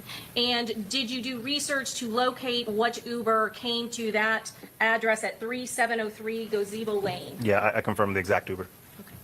And, Your Honor, may we approach the bench? Yes?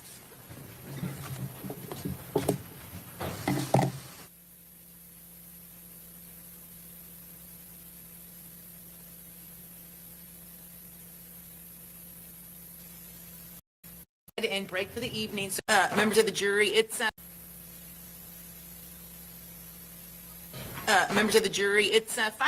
so it's probably a good time for us to go ahead and break for the evening. So we are making good progress, okay? I just want you guys to know. And I know you guys have been very patient with us and working hard, and it's greatly appreciated. So we will be on our evening recess. Just remember my previous admonition. Don't do any independent research. Talk to anybody about this case, or listen, watch, or read any news accounts or social media accounts, all right? Great. See you all tomorrow morning at 9 a.m. All right.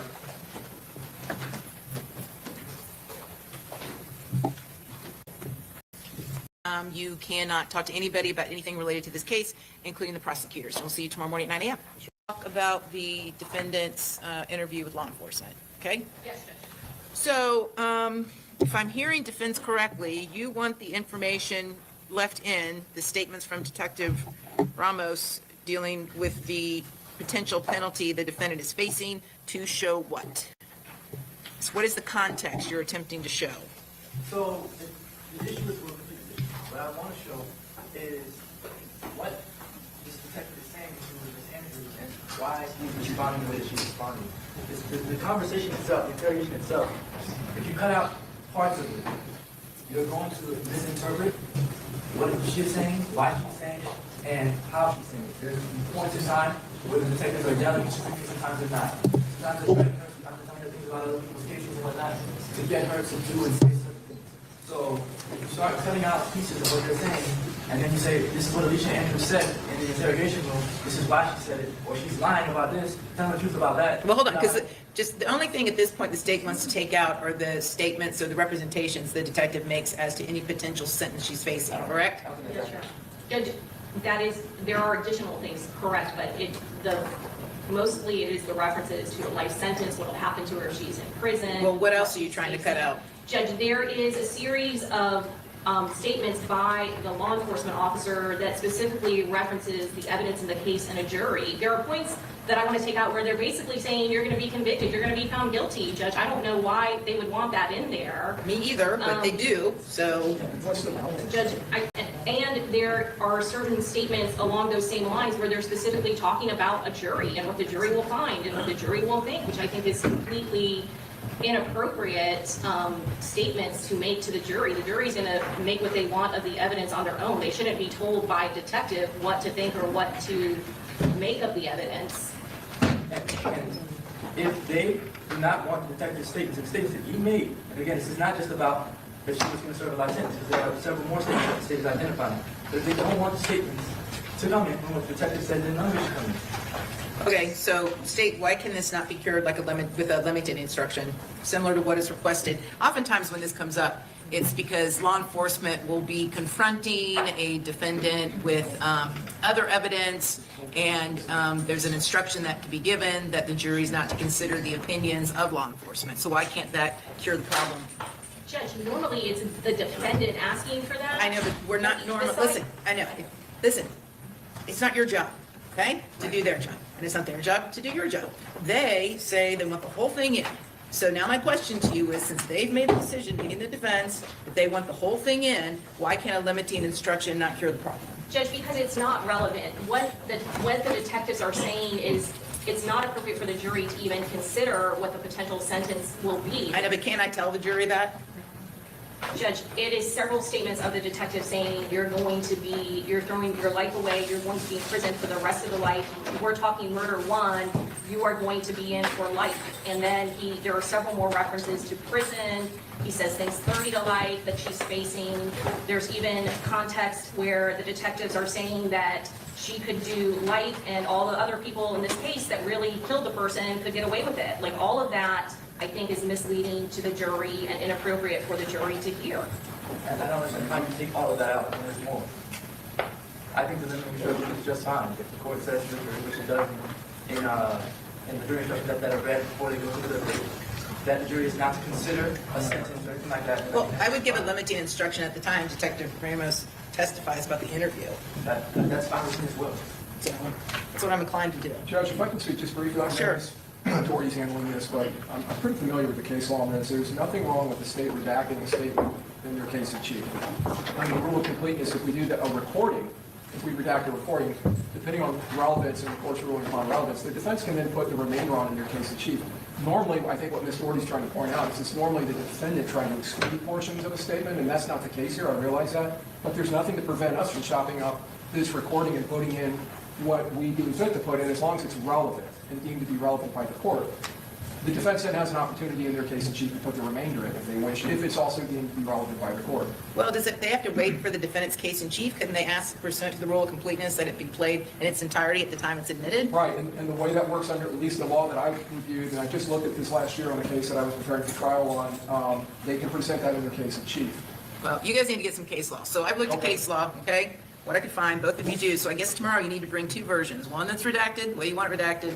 The second one that's not redacted. That's the whole thing. And so when it comes to sentencing, the penalty is irrelevant to the jury's sole responsibility of determining a defendant's guilt or innocence, that the jury cannot be privy to the myriad factors which must be considered in sentencing, and that the court's advising the jury of the possible penalty is wholly inconsistent with the jury's responsibility to disregard the consequences of its verdict and tends to encourage a deplorable phenomenon which has come to be referred to as, quote, jury pardon, close quote. So I'll actually put case law on the record. Okay. For this rule of completeness issue, Whitfield versus State. And What's I'm this? also- Tell me the site. It's 933 Southern 2nd, 1245 is the first DCA case from 2006, which states that when a writing or recorded statement or part thereof is introduced by a party, an adverse party may require him or her at that time to introduce any other parts or any other writing or recorded statement that in fairness ought to be considered contemporaneously, and an adverse party is not bound by evidence introduced under this section. Right, which is what I just said. They don't, the rule of completeness doesn't require the defendant have to put it on in their case in chief. It just requires that the interview or the statement has to be produced in its entirety when it's originally produced, okay? That's just the case law. Right, I'm not going against what you're saying, just citing. Right, you're just affirming what I just ruled, which is great. Okay, so any other cases? No, there's something that Okay, so anyway, state, honestly, you're gonna need to come up with something, okay? Judge, we'll send you case law tonight. Okay. On defense counsel. Very good. So then, assuming it stays in, I'm inclined to give a limiting instruction where we tell the jury they're to disregard any opinions by law enforcement regarding any potential sentence. As we discussed during jury selection, the province of the jury is solely to determine the guilt or innocence, and the province of the court is strictly its mind to determine the appropriate sentence. Okay? Something to that effect. Okay? Very good. See you guys tomorrow morning at 9 a.m. Thank you. Court's adjourned.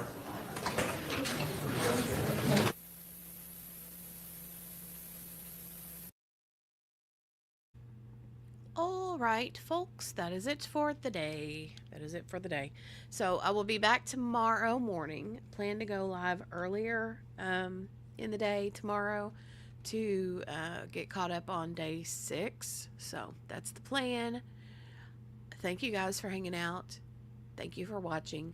Make sure to hit that thumbs up before you leave. Subscribe if you're new, and make sure to put a hashtag replay in the comments down below if you're watching on the replay, okay? Love you guys, and I will see you tomorrow. Bye.